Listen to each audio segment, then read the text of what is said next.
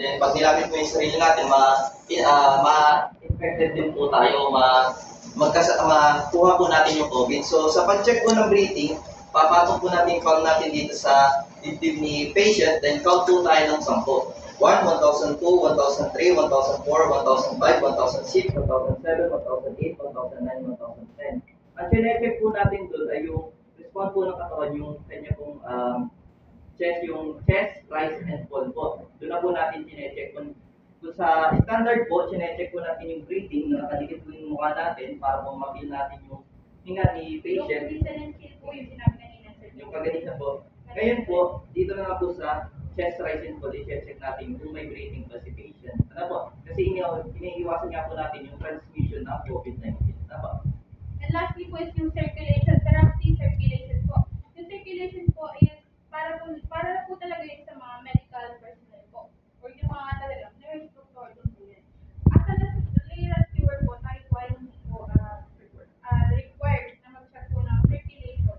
Kasi may mga practices po na talagang sa advance na po medical personnel po gagawa. Next po, so tapos na po tayo sa primary assessment.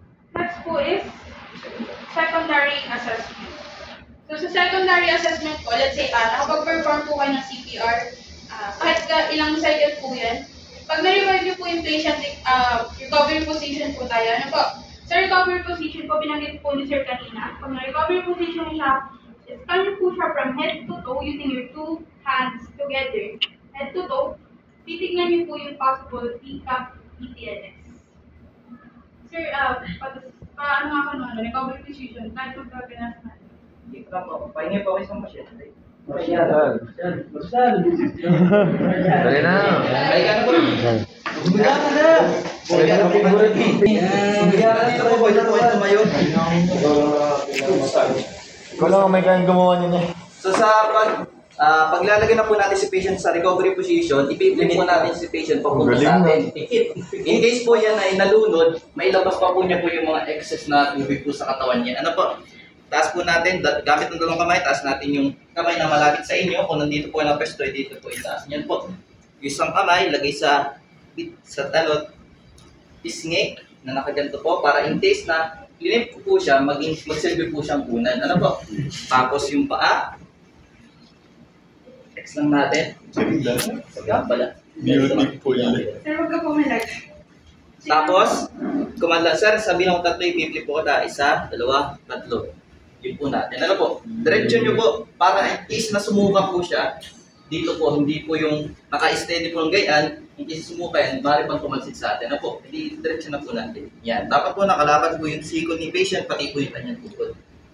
Then, check po natin, DCAP BTLS, check po natin head, papunta sa toe. O ano? Yan. Check po natin yung DCAP BTLS, D for deformity, C for contusion, yung bukol, A for abrasion, yung mga gas-gas ni patient, lalo na po kung incident po yan, halimbawa vehicular accident po, hanapin po natin yung mga gas-gas. P for puncture, yung mga foreign object na maaaring tumusok kay patient pa rin po. Kasi po, kahit may mga nakatusok yan, ang main priority po natin is ma-revive muna natin si patient bago po natin i-treat. Ano po? Kasi kung i-treat na po natin yan, yung natalaki nga po kanina, yung golden time o yung critical time, kung hindi po natin na-revive si patient within the critical time po, mamamatay na po siya. Kahit ano pong first aid natin, kung patay naman na po si patient, hindi wala rin po. Sayang hindi po ano. Tulog na yun. Sige, sige na. Naku, ay nasa bantalo mo pagkatapos. Big life pa nga. Big life pa. Okay. Yan po yung emergency action. Matawa talaga.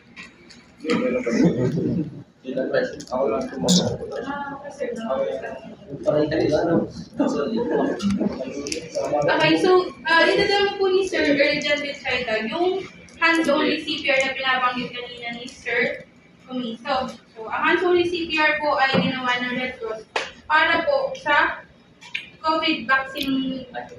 Yan. Dahil po nung nagka-COVID, syempre, bawal po ang contact, close contact po.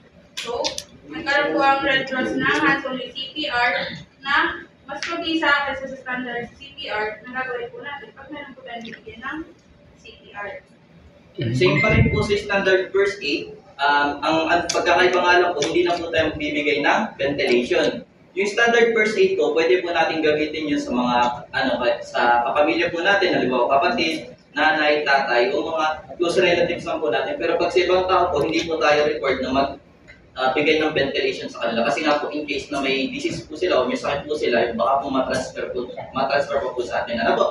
Sa hands-only CPR po, dahil wala na po tayong ventilation, continue chest compression na po tayo. 100 to 120 compression per minute.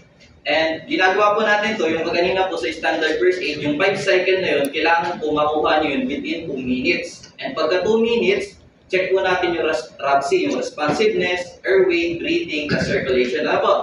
So dito sa atin, dahil wala tayong ventilation, continue CPR lang po tayo hanggang dumating po yung tinawagan nating ambulansya. Yung tanong po niyo kaganina, halimbawa, paano kung nakita natin yung pasyente na nasa bundok, tapos walang signal, hindi natin matawagan? Wala po tayong magagawa doon kasi po kung kahit i-continue CPR natin yan, kahit mapagod tayo dyan, tapos wala naman tayong inaabangan na parating na ambulansya, mamamatay din naman po si patient. So ang gawin nyo na po, pwede nyo pong i-secure lang po muna yung lagay ni patient na hindi po siya mapapahamak, wala pong babagsak sa kanya. Then bumaba na po kayo muna sa bundok. Pilitin nyo na makakuha ng tulong. Bago po kayo bumalik kay patient, tandaan nyo lang po yung location sa ni patient. Ano po? Baka naman po yung maliwatan. Yan po. Kasi po kahit mag-CPR po kayo, mag-CPR dyan, kung wala naman pong dadating sa inyo, hindi naman din po kami kaya na hulaan kung nasan yung may aksidente, sino po bang natak sa puso. Ano po? So kailangan pong makatawag po kayo ng tulong. So, di ba pwede sir na habang sinisipyan mo, patakbuhin ka naman na Kung may kasama po kayo, kasi po yung case na kanina, solo po siya. Solo po siya, nakita sa bundok, nag-hiking lang kayo. Tapos may nakita kayo na nakahiga na po, nakalubasay na. Chinek nyo po na wala siyang breathing, wala po siyang And then, pilitin nyo po na makatawag. Kung may makasamahan naman po kayo, silang patakbuhin nyo, kayo na po mag-CPR habang ina-CPR nyo. At least, panatag kayo na may dadating na tulong. Ano po? So sa atin, sa hands-only CPR, wala na tayong ventilation, continue CPR. Ito po yung sobrang nakakapagod talaga.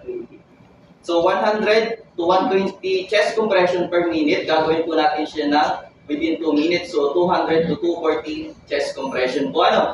So sabayan nyo na lang po ako sa paglagay po sa area po ng pag-chest compression na po natin. Kapitan nyo po yung kilikili po ni patient. Kung saan magtatagpo, doon po, sa gitna. Kapitan yung kilikili, kung saan magtatagpo, doon po sa gitna. Pwede rin naman po yung titingnan nyo sa nipple line, kaso po pag babae po, tapos medyo sana po, kaya po yung baka nandito. Marami siya na tour niya. Baka nasa tiyan na eh. Ano po? Paano kung sabihin? Pwede po sa kilikili. Dahil kung saan magtatagpo, doon na po. Ano po? Chest compression tayo, 200 to 240 chest compression in 2 minutes. Ang count po natin is 1, 2, 3, 4, 5, 6, 7, 8, 9, 10, 11, 12, 13, 14, 15, 16, 17, 18, 19, 20, 1, 2, 3, 4, 5, 6, 7, 8, 9, 30, 1, 2, 3, 4, 5, 6, 7, 8, 9, 50. Hanggang po maka 200 to 240 chest compression po tayo. Halimbawa po, na-reach natin yung 200, yung po safe zone na. Pero hanggang hindi po natin na-reach yung 2 minutes, continue CPR po tayo. Kung umabot tayo ng 223, ayos lang po yun kasi yung sabi mo nga po, yung safe zone na po yung 200 to 240. Kailangan po natin ma-reach yung 200 to 240 chest compression within 2 minutes. Pag naka 200 to 240 chest compression na po tayo, check na po natin ulit yung responsiveness ni patient. Sir, ayos ka lang po ba? Sir, naririnig mo po ba ako? Sir, ayos ka lang po ba? Check ng airway. Yung head tilt, maneuver po Tapos, check ng breathing. 1, 1002, 1003, 1004, 1005, 1006, 1007, 1008, 1009, 1010. Kung may response po si patient, kung may pulso na po siya at may hininga na or na-recover na po natin si patient, punta po natin siya sa recovery position. Sa pag-chest compression, tips lang. Sa pag-chest compression, titingnan nyo po si patient, yung mukha ni patient. Mamaya po, yung kagaya nyo kayo sir, gising na po pala, hindi nyo alam, tas focus na focus kayo sa pag-discompression, gising na po pala siya, nahinga na po pala siya, eh di ano, tas ito discompression po kayo, napakasakit po sa dibdib niyan, kasi kukunin po natin yung tamang lalim. Ano po? So, tingin lang po kay patient, huwag yung puting na ilaw, wala lang po yung ilaw sa pag-makoy na po, wala pong ilaw yung pa. Tutugan mo ka na ito na ilaw dito. Hanapin naman po kasi ilaw dito. Ano ba? Sino po, sino pong gustong mag-try? Ikaw na, makapawi ka. Marshall, testing ng papawi. Model ka, import model ka. Banatan natin lahat yan. Pwede po, just Sir, bisa ba? Yan. Baka kung may question di, additional question, nasa lalim. Game. Dito ba yung pagpaisip ka ng maraming pagkata? Uy, walang mautumot ah. Yaki ka ngayon. Walang mautumot. Ganito po. Tayo ka muna sa sa pag ano, gawin na po natin yung proper approach. Check yung area natin. Up, down, left, and right. 360 degrees. PPE is on, mask on, gloves on. Pasok po tayo kay patient. Manggagaling po lagi tayo sa paanan po ni patient. Ano? Pagkadating, pakilala, sir, ako po si Erjan Bichayta. Train po ng, may sapat na kalaman sa pagbibigay ng paunang lunas. Maaari po ba ako makatulong? Then, check ng responsiveness. Sir, are you okay? Sir, ayos ka na po ba? Sir, narinig mo po ba ako? Check ng airway. Meron din po tayong technique na halimbawa naman po, dalawa kayong responder, tapos yung patient po niya, nag-lock yung jaw niya. Ano po, meron po sa mga matatanda po yan, na naglalak po yung jaw, hindi na po natin kayang i-head shield maneuver. Ang gagawin po natin doon ay jaw thrust. Jaw thrust na po, kakapay natin yung ano dito, yung buto po dito sa baba, ano po. Then, ibababa po natin yung mismong baba ni patient para po bumuka. Opo, pepersahin natin talaga kasi paano po natin ma-check kung nakabara po yung halimbawa dila kung hindi naman po natin mabuka yung bibig ni patient. Ano po, kapa, tulak pababa. Iipitin po ng hita niyo yung ulo ni patient para po may stabilize and then pag napabukan niyo na po yung check niyo po kung may nakabara. Kasi po, maaari po ang bumara sa, lalo na po pag matanda po, maaari pong bumara ay mismong dila ng pasyente natin. Ano po? Yan lang po. Sige po, yung gusto yung gusto mag-try. Sir. Sir, ako to, sir. Contact left. Upak. Gusto lang ito yung utumot nyo. Tuwa mo na. Walang note-note. Tumigil ka na. Okay. Panado. Yung bugay. Kasuray. Check your alignment. Your alignment. Gising muna. Kapi ka. Kakausapin niyo ba yung pasyente ka? Inampas muna man. Sir na lang. Lalaki ba eh. Sir, tawag ka lang ba? Sinasagot. Okay. Sir, okay ka lang ba?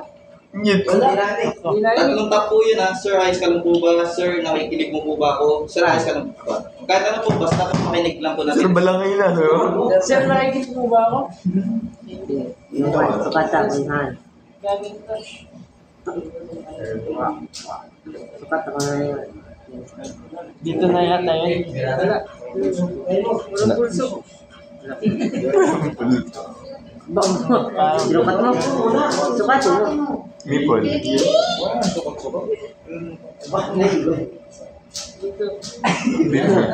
Bilahan ko. Wait. Mabilis. Wait. Baby shark. Baby shark. Isang technique lang po kapag magsi-CPR po kayo. Hindi po dapat maggagalaw yung siko natin. Ano po, straight lang po siya tapos medyo mag-lean forward po kayo para mabigay niyo po yung bigat ng katawan ninyo para makatulong din po sa pag-compression at makuha natin na maayos yung lalim. Sige. Dito.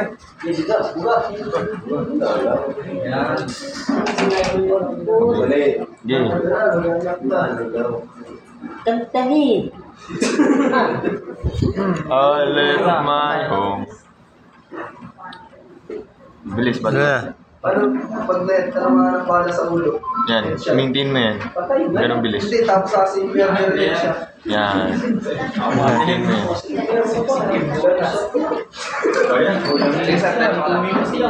Paano naman po kapag napagod na po kayo, baka po sakit na po ng kamay ninyo, yun kasi ilalim po Kabila ng na. kamay. Magpapalit lang po kayo ng pwesto ng kamay nyo kapag natapos nyo na po yung cycle. Hindi po yung habang nag-cycle kayo, habang nag-cycle kayo, magpapalit muna kayo. Di sayang po yung 2 seconds na nasayang po ano. Kasi po sa pag-CPR, napakalaga mo ng mga sakit. Hindi ganun, mas. Oo, pakilala ka pa na, huy.